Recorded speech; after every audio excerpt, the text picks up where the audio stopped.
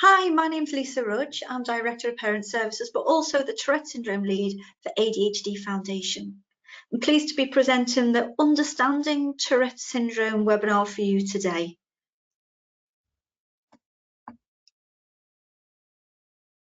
There's lots of misconceptions about Tourette Syndrome. And one of the young people who attend one of our support groups wrote this about his Tourette syndrome.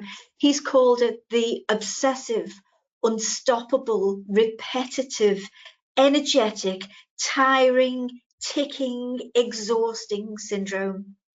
And I love that little poster there that Daniel did for us because it explains just how his Tourette syndrome affects him. So most of us will have heard of Tourette syndrome. However, there's so many misconceptions about what it actually is. Tourette syndrome is one of a number of tic disorders. Now, lots of us have tics during childhood. In fact, 1 in 20 of us will have a tic of some description throughout our childhood. But like I said, Tourette's is one of a number of tic disorders. Tourette's is a neurological condition. So it's something to do with the way our brains are functioning.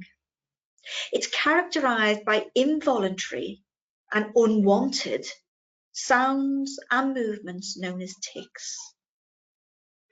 Tourette syndrome's thought to be genetic, but we still don't know which specific genes or whether there's a combination of genes that makes Tourette's more, for somebody to develop Tourette syndrome. Often when we hear people talk about Tourette's, often the misconception is that it's rare. It's not rare at all. In fact, 1 in 100 school-age children will have diagnosable Tourette syndrome. That's a similar prevalence to autism or even childhood epilepsy. So 1 in 100, in fact, new research is suggestive that it might even be higher than that. There's thought to be around 30,000 people living in the UK at the moment with Tourette syndrome, so it certainly isn't rare. Like I said before, there's other tic disorders as well, but what puts Tourette syndrome apart from the tic disorders is this diagnostic criteria here. So for the DSM-5, which is the diagnostic manual, if you like, that our clinicians use, the diagnostic criteria we'd be looking for is multiple motor tics. So a motor tic is any sort of movement. At least 1 vocal tic. So a vocal tic is any sort of noise. Tics need to be present for more than a year. And that might even be intermittently, but we can't have more than 3 months period in between tics, but they need to be there for more than a year. The symptoms should have presented before the age of 18, and it's not as a direct effect of anything else, such as another medical condition or a side effect of medication or anything like that. And basically, that's that diagnostic criteria our clinicians would be looking for. There's a typical pattern that we often see. Think about that though, typical. Not everybody's going to fit into this pattern, but often we see that tics typically present at around about the age of 7. We often see symptoms, go more intense and peak around about the age of puberty. And if you think about all the changes that happen around that age, there's physical changes, there's hormonal changes. We're moving up to secondary school. The demands that are placed upon us are increased. So, within all of that, we see that symptoms typically peak around at that time. And then for around about a third, symptoms will reduce by late teens, and for some, by the time they reach adulthood, there may be no symptoms at all.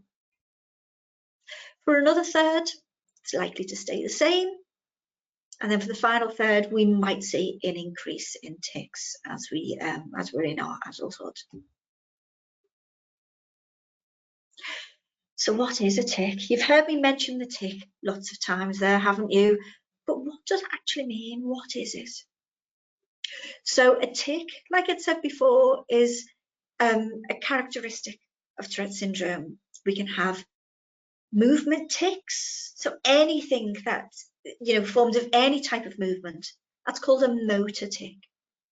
And we can also have vocal tics. So despite the name, vocal tics don't just mean words. Vocal tics can be any noise, whether it's a sniff, a breath tic, a cough, as well as words and sentences and things like that. We can also have unseen tics. Can you tell I'm tensing my stomach muscles now? No. We can have internal tics that affect our internal bodies, including thought tics. But what is common throughout all of these is that they're unwanted, they're involuntary. We don't really have much control over them. So you'd heard me mention motor tic. And a motor tic, as I said, is anything that involves our movement. Yeah. Within that, we have simple tics, such as blinking, eye rolls, simple muscle tensing. So simple tics are ones that might just involve one muscle or a small group of muscles. Complex motor tics are the big muscle movements, that might be jumping or twirling, touching, reaching, so any sort of coordinated movement equates to a complex motor tic. As with motor tics, we can have simple and complex vocal tics. So simple vocal tics might be things like sniffing, coughing, or like clearing our throat, tongue clicks, whistling, breath tics. Those simple, monosyllable things perhaps. But then we have complex vocal tics. Complex vocal tics can be whole words or even whole phrases. It can include things like singing, repeating our own words over and over, repeating other people's words over and over. It might include words that we wouldn't necessarily want in polite conversation. These are called non-obscene, socially inappropriate tics. Things might be, for example, walking through a busy area and shouting, "I've got COVID." That would be one of those non-obscene, socially inappropriate tics. In an airport, shouting, "I've got a bomb," again would be a non-obscene, socially inappropriate tics. Thing is with vocal tics, as we can see on screen there, they can be words, it can be phrases. They can seem in or out of context. So it can be quite complex for those living with Tourette syndrome and having those vocal tics.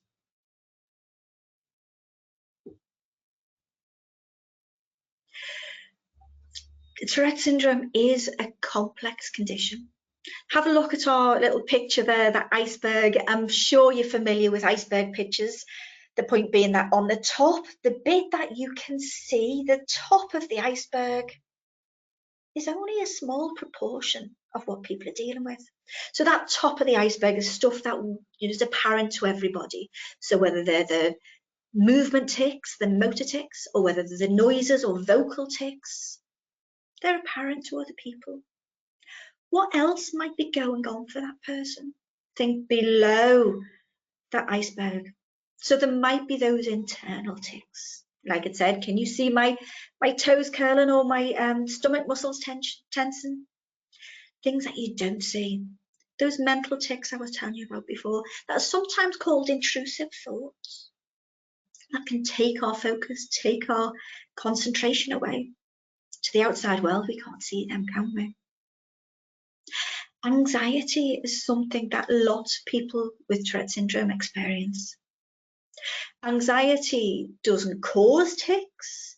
However, anxiety can exacerbate tics, make them worse. For those living with Tourette syndrome, there's often co-occurring conditions as well. Up to around 80% of those with Tourette's will have a co-occurring condition. And the ones that are most highly co-occurring are ADHD and OCD. So we might, that person might be living with that co-occurrence. We might see sleep difficulties. We might have, we might encounter pain as a result of performing tics, fatigue and exhaustion. Think about the social impact. So think about perhaps having to encounter bullying or, people not being inclusive. That's something that our children and young people have to put up with. We might have behavioural responses to what's happening for us if we have tics. We may perhaps have what some people might term as meltdowns, that intense emotional behavioural response to not being able to control our tics. There's often low confidence, low self-esteem, executive functioning challenges, and emotional dysregulation. And that's not even an exhaustive list there. There's lots and lots underneath that iceberg that person still has to deal with. For lots of people who experience tics, who have Tourette syndrome, they'll find that there's something that happens before the tic happens. It might be, if you think about if you're about to sneeze, okay, you're about to sneeze, don't you? You have an urge to sneeze that sort of builds. And that's, I suppose, the only way that I can equate what might happen for somebody who's about to have a tic. This premonitory urge, this warning, if you like, the sensation that a tic is going to happen. Not everybody encounters this. However, for those who do, some say it feels like a burning sensation. Others say it feels like a itchy sensation, or a fizz, or like electricity. Lots of people describe it in lots of different ways. However, during this time, we're likely to lose focus and lose concentration. Think about how that might affect us in a classroom situation, perhaps. And then the tic happens. Researchers, suggesting that actually this premonitory urge, rather than just being that precursor for the tic, might actually form part of the whole tic experience, if you like. So think about what I've just said there, like fizzing, like electricity, like energy, like burning, like itching. No matter how people, explain how it feels for them, they explain it as an unpleasant sensation. So they have this unpleasant sensation, and as a result of that, they have to perform a tic. And it's only when they perform that tic that sensation goes away. As I said, it's really, really complex. Some people are able to hold their tics in for a period of time. This is called suppression. Suppression takes a lot of energy, a lot of effort, can be mentally draining, can be uncomfortable, can even cause us pain. And for those who actively suppress their tics, quite often what we see is that they're going to have to do the tic anyway at a later point. Just for a moment, just think about how that might feel. Okay, and the only way I can sort of suggest how that might feel is think about blinking. Blinking is involuntary, isn't it? We don't have to think about blinking. So sort of think about that as being a tic. Now I'd like you to try and suppress that. So while you're listening to me now, try not blinking. Keep your eyes open. Try not blinking. What does that feel like? Oh, I'm going to have to blink. Think about that sensation you're getting there. It's uncomfortable. We can keep our eyes open for a bit longer, but it makes it more uncomfortable.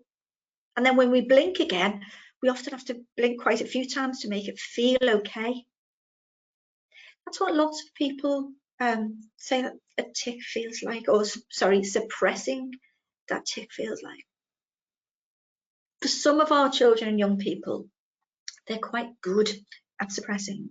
So we might see that they suppress their tics during the school day, perhaps, and keep them all in. But then after school, we might see lots and lots of tic activity. Think about that blink. Think about how many times we had to blink then after we kept our eyes open. So this is what we often see, that some people might hold in their tics, but at a cost. And like I said, that cost might be loss of focus, loss of concentration, discomfort, even pain. Yeah.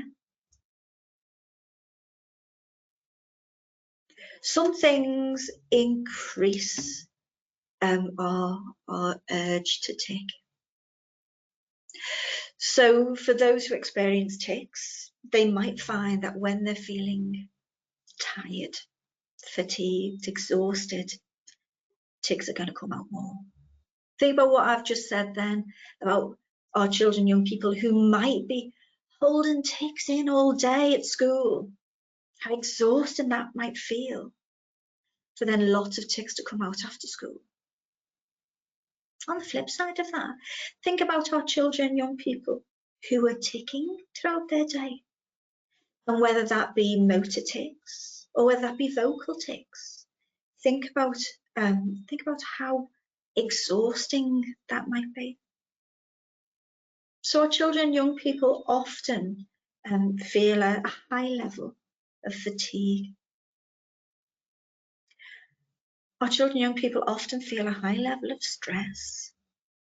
Again, think of what it might be like to tic. Think about other people's perceptions. They'll be looking at you. They might be talking about you. It might be that we're, self-conscious about our tics, that we're fed up with our tics, that we've had absolutely enough of them. Think about how stressful that must feel. When we exercise, for some people, that brings on more tics. Excitement can bring on more tics. But when we're sedentary, when we're not moving about, that might bring on tics. Everybody who experiences tics are different. So tic triggers that will prompt their tics and tic moderators that will reduce their tics will absolutely be individual to each and every person. Think about our environments. For some people, different environments will prompt more tics. Tics are highly suggestible. So for some people, different environments might suggest that tic. I'm going to give you an example. I've got a child with Tourette syndrome, and when they see their grandparent, they tic about their grandparent, their grandmother. When they're not in that environment, when they're not with the grandmother, they don't do that tic. That tic only comes out when the grandmother's there. So think about our different environments. For some people, when they feel calm and relaxed, they mightn't tic much. So perhaps in our homes, in our own environments, with our familiar things around us, that might mean that we're comfortable and we don't tic. However, for some people, that environment might be the opposite. So think about, for your child, what environments help, what environments hinder. Think about our sensory stimuli. So we've got lots of senses. We often only talk about 5. We've got, in fact, 8 senses. Sensory stimuli sends us information from our environment and from ourselves. So we have our visual sense, everything we can see. We have our auditory sense. We have our sense of smell or olfactory sense. We have our gustatory sense, everything we can taste and feel within our mouths. We have our tactile sense, everything that we can feel and touch, not just with our hands, our whole surface area. We have our vestibular sense. So our vestibular sense is our body's spirit level for itself. Lets us know where we are in relation to our surroundings. We have our proprioception, our seventh one, that is almost like our sat nav for ourselves. Lets us know where our body parts are in relation to each other. But it's also our sense of strength, our sense of force. And then our eighth sense is our interoception. All the messages that come from inside of us, whether we're hot, we're cold, whether we're hungry, whether, what emotions we're feeling. We get information from all of these senses all of the time. For some of us, the stimulation that comes through those senses might prompt more tics. So think about in our children, young people, think about, in terms of their sensory environment. Do some things help? Do some things hinder? Excitement can often trigger high levels of tics. In fact, for those who experience tics, it's quite often that we'll find that on the run up to anything exciting, with birthdays, Christmas, school holidays, we see an increase of tics. So, there's that correlation there. And bringing attention to our tics. Like I said before, tics are highly suggestible. If I told you not to push that big red button there, think about how suggestible that might be. So think about someone with tics. If we're saying to them, oh, I've just seen a tic, I've just seen you tic, I've just seen your eye tic. Can you stop doing that eye tic? We're bringing attention to that tic. When we bring attention to a tic, it's more likely to perpetuate, it's more likely to happen. And whether that's us bringing attention as in to say, oh, can you stop doing that? Or whether we bring attention to say, oh, I've noticed you're doing that, has the same effect. It perpetuates the tic. So we're more likely to see tic activity if we bring attention to it. Think about how else we can bring attention to a tic. We can perhaps, often as parents and carers, we want to look after our children, don't we? So sometimes we accidentally bring attention to tics. If I'm ticking with my shoulder, as a parent, we might think, oh, is that okay? Would you like me to rub it? Would you like me to put a hot water bottle on it? Or so sometimes we're bringing attention, in that way, well-meaning. But the way tics work is the more attention is brought to the tic, the more likely it will happen.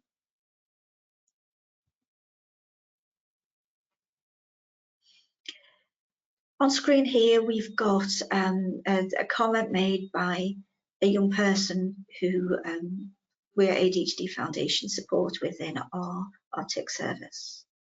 Being stared at makes me self-conscious. When I'm self-conscious, I tic more. When I tic more, even more people stare at me, making me even more self-conscious. It's a vicious circle, and telling me just to ignore the tics doesn't help. Helping me feel more comfortable in situations where people stare does. And I really like that she's given me permission to use this quote here. Because like I said before, bringing attention to tics will perpetuate the tics. That level of stress and anxiety that our children and young people often feel will bring attention to tics. Anxiety and stress, like I said, don't cause tics, however, will exacerbate them. Tourette syndrome is so complex. However, it's one of the conditions that there's no nice guidelines for. there's no specific care pathways for. And because of that, Tourette syndrome is extremely isolating. We often feel that our children, young people with tics are socially isolated and educationally isolated. And often that goes on to being isolated in the employment sector as well, you know, looking at getting our jobs. So thinking about how we can improve things for our children and young people, helping them feel more comfortable, normalising tics, raising positive awareness of tics and Tourette syndrome can help our children and young people who experience those tics.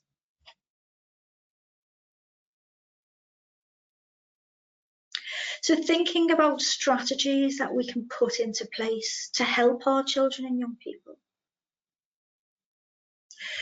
For lots of people with Tourette's, exercise or movement might bring relief to their symptoms.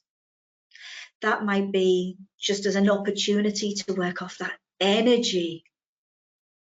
It could be a distraction from tics. It could give relief. It can loosen muscles. And it also boosts endorphins. So just let's have, unpick that a little bit. Let's have a look at that. For those who experience Tourette's or tic disorders, think about those motor tics. Think about those urges to move. If we can move with that, if we can, help with that impulse in a more positive way. So lots of exercise can be helpful. We saw before on the tic the tic moderator slide that I had up, that for some people it might increase. We're all different. However, for the majority of people, exercise helps reduce tics. How can we put exercise in for our children and young people? Exercise doesn't just mean, going and playing 90 minutes football or going on a 5-mile run. Exercise can be anything at all. So having lots of opportunity to move can help. So for our children, young people in school, that might be to be able to leave their chair, walk around the room, walk around the playground, go on errands, having a standing desk, being able to shift our weight. All of these things can help with tics. Distracting from tics. Tics are unwanted and they're involuntary. However, they use neural pathways. So the pattern of a tic will be that premonitory urge, then the tic happens, and then the end result is we feel okay again. Yeah, I think what I was saying before about that sneeze. We have the urge, we have the sneeze, achoo, and then we have relief. Sometimes distracting our attention can break that neural pathway. In the same way, we can distract from the sneeze. And yes, that is a simplistic way of looking at it. However, if you think about, excuse me, if someone's about to sneeze, we can distract it. How can we distract with tics? Okay, so there's lots of different things that we can use, and whether they're things like, I don't know, using fidget tools and tactile tools, whether it's exercise, whether it's having, different things that we can say as an exercise to come back from those tics, maybe some counting. The way I do this with children, young people I work with, I show them a picture of the brain, and I show them perhaps the different areas of the brain that are used when we're ticking. And I break the brain picture into 3 parts and I colour code it. We have a part of the brain that deals with the cognition, the thought processes going on. We have the part of the brain that deals with the emotional side of things, you know, those automatic emotions. We have the part of the brain that deals with movement, like colour coordinate. So we have red for here, the cognition. We have yellow for the emotion, and we have the movement as blue. And for the children, young people I work with, that's our little mantra: give the blue something to do. So if we make sure that we're distracting and moving, maybe counting, maybe using that tactile tool, we can often distract that tic. Exercise can bring relief from a tic. If you think if you've got a repetitive tic, and I'm just going to use a shoulder movement as an example because it's something you can see. How tiring and exhausting must that be to be doing that all the time? Think about those muscle groups that are going to get fatigued.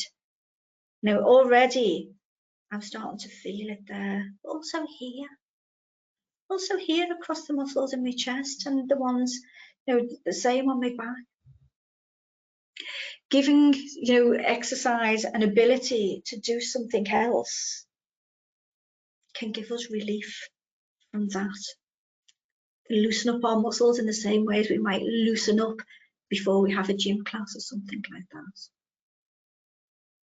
And then, like I said, there's those chemicals that we make when we move, those endorphins, those feel-good chemicals. So there's lots of benefit from exercise. There's also relief to be had by doing things that we enjoy. You might remember before when I was talking about suppression. Suppression is actively keeping that tic in. We did that little eye exercise, didn't we? Not blinking. So that's really like suppression, isn't it? Not blinking. It takes effort, it takes concentration, can be uncomfortable, can be painful. However, there are some things that give us the same, you know, effects of reduction in tics, but they happen naturally. So for some people, that might be something to do with movement. There was, for those of you who follow football, you might recall that there was a footballer called Tim Howard. He played, you know, over here in the UK for a good while. You know, most recently, goalkeeper for Everton Football Club before moving over to America to an American team. He has Tourette syndrome. However, he said that when he was playing football, he didn't feel the need to tic. So he didn't have to suppress it. He didn't have to keep it in. He just didn't feel the need to tic. For some people, you know, you might have heard in the media that there's a singer called Billie Eilish. She's a very successful singer. When you think of, you know, her interviews and things like that, she said that when she's engaged in making music, you know, any part of that process of making music, she doesn't feel the need to tic. Again, it's not suppression. She's not holding it in. She's just not ticking. So for lots of our children and young people, they will find that there's something that they enjoy. That sort of, you know, think of what we said before about distraction. So for my son, he used to drum. And when he was drumming, he didn't feel the need to tic. He's also very creative, so he uses art as well. And when he's painting or drawing, he doesn't feel the need to tic. So perhaps look at those different environments that our children are in. For some environments and for some activities, we'll find that tic activity increases. For others, we'll find that tic activity decreases. So work with our child. See whether there is anything that naturally decreases their tics. And if there is, how can we put lots of opportunity to do that into our everyday lives? And that might help, you know, in different situations.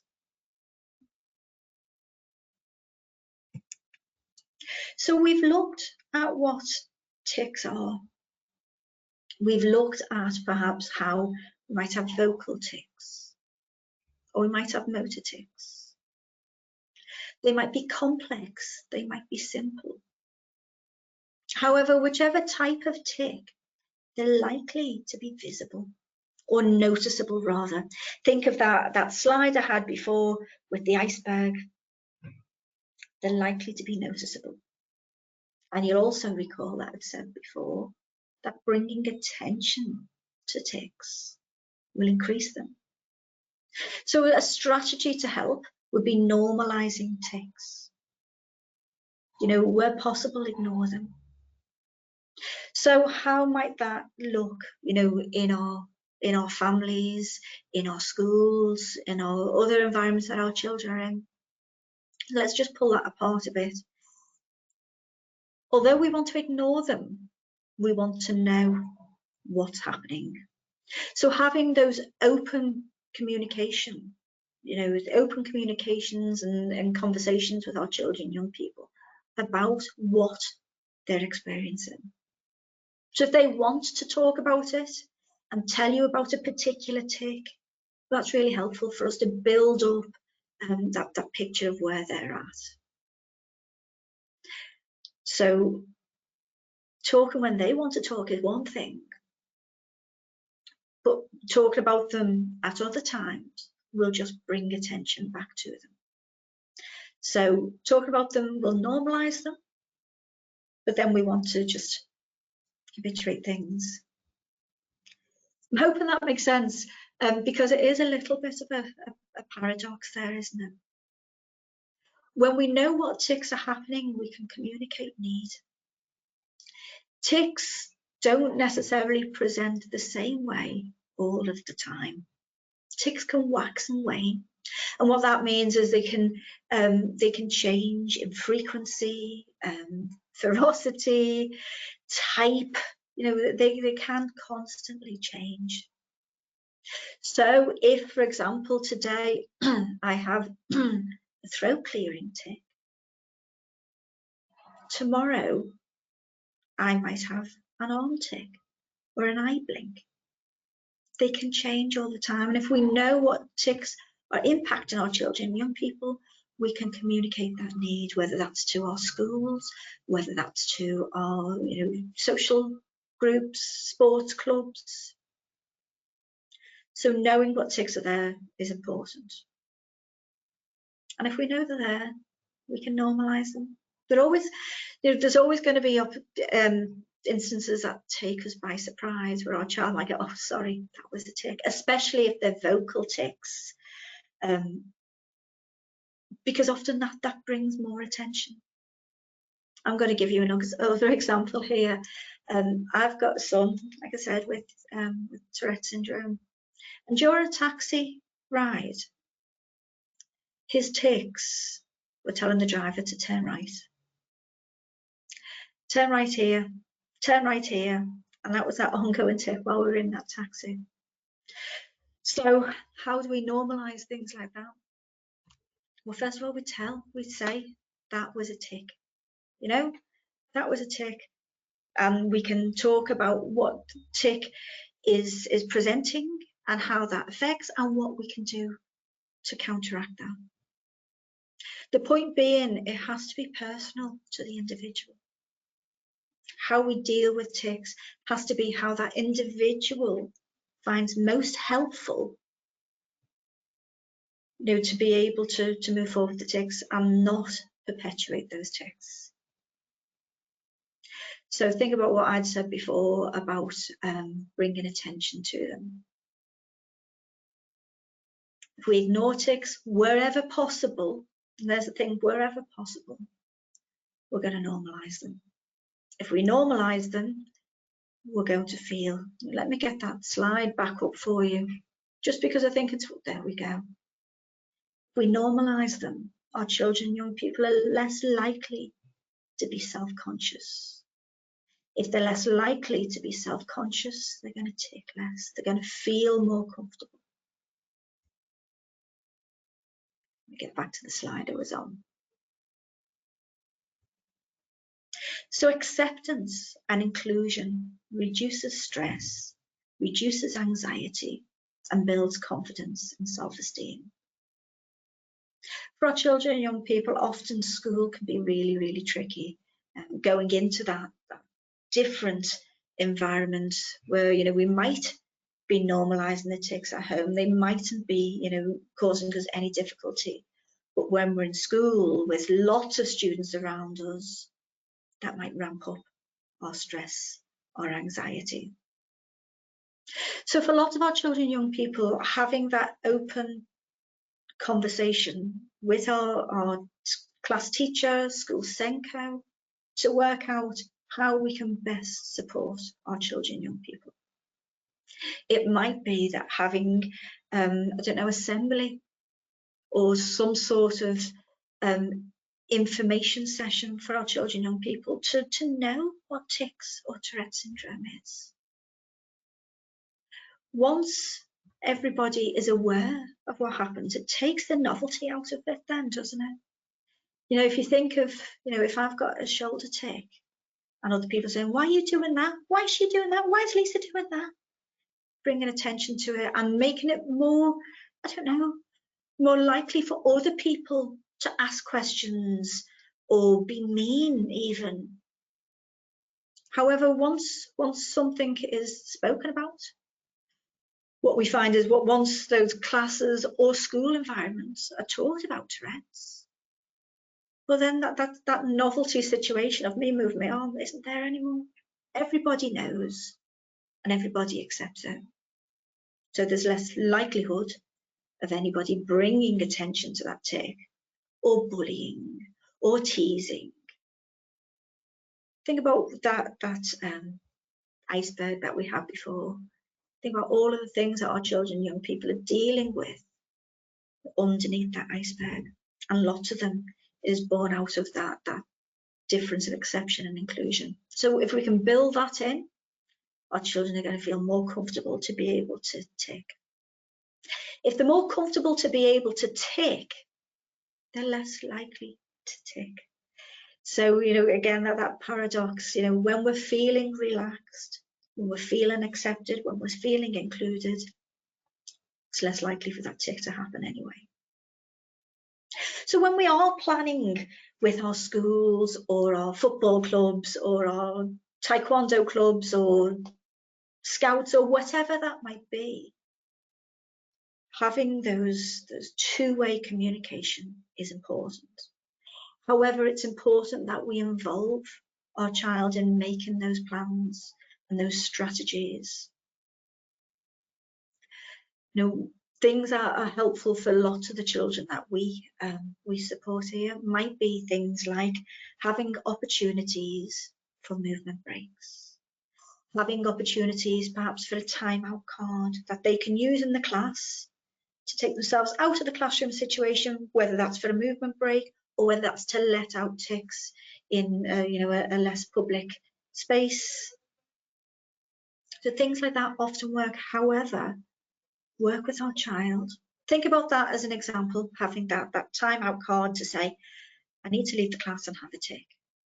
For some children, having something physically that they can show the teacher might work for them. However, for some people, having something physical that they show the teacher might make them feel more self-conscious that other people can see.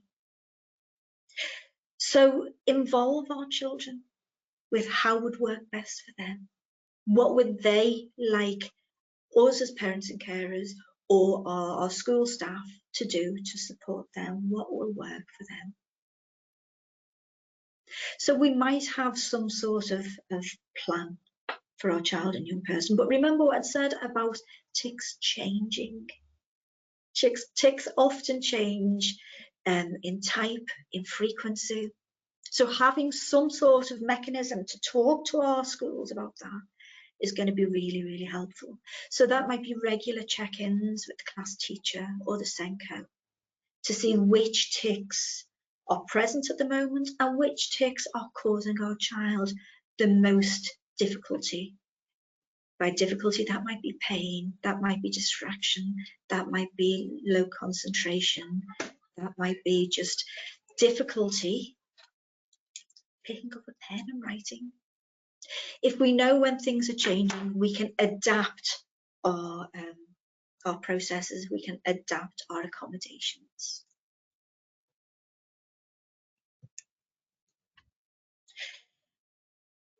So in terms of what helps and what hinders, think what I'm saying about suppression.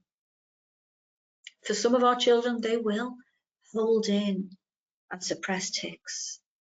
That might be to avoid negative attention, but that might be because they don't want to do that tic because they want to listen to our teacher or get that game finished or whatever.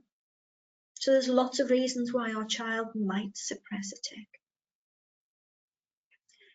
But we're likely to have some sort of payback. So be mindful that our children might be fatigued, might be exhausted, might be anxious, might not have been able to take in, that information that we're telling them because of that suppression. For some children, suppression works for them and they actively suppress. For those children, it's their choice to do that.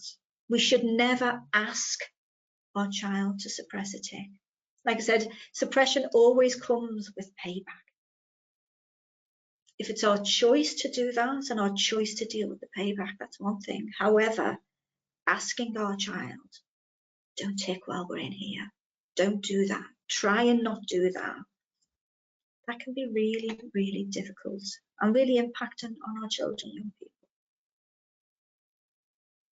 And that would also feed in to that stressful situation we were talking about before. Stress and anxiety typically increase symptoms. So having opportunity to address stress or anxiety, having resources that we can use, like tools in our toolbox. So teaching our children how to perhaps relax, how to use, things like progressive muscle relaxation or mindfulness or perhaps grounding techniques. We can teach our children, young people, how to use that. They've got a tool readily available when they, identify that stress and anxiety is building. If we're able to lower the amount of stress, we're often able to lower the impact of the tics. If our tics are high, well, having tools in our toolbox to reduce stress will help us recover from tics and from the effects. You might recall way from the beginning of the session when I was telling you about the different types of tics. It's not a one size fits all. We're likely to see lots of different tics manifest in lots and lots of different ways. And they will have impacts. They'll have impact on the child's self-esteem and confidence and well-being. They may have impact on the child's ability to carry out tasks. They might have impact on our child's ability to sleep. And then all of this feeds into each other, doesn't it? If we have poor sleep, we're going to be fatigued, we're going to be exhausted. Fatigue and exhaustion is likely to exacerbate tics. If we're taking lots, we're likely to have poor sleep. So thinking about how cyclical these things can be is really, really helpful for us to be able to understand our children's tics. When we understand their tics, we're more able to put strategies into place to help support our children and young people.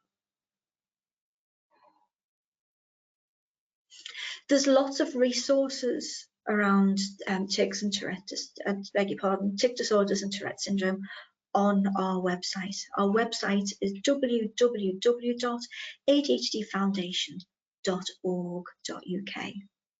Included in those resources, we've got our series of Umbrella Gang comics.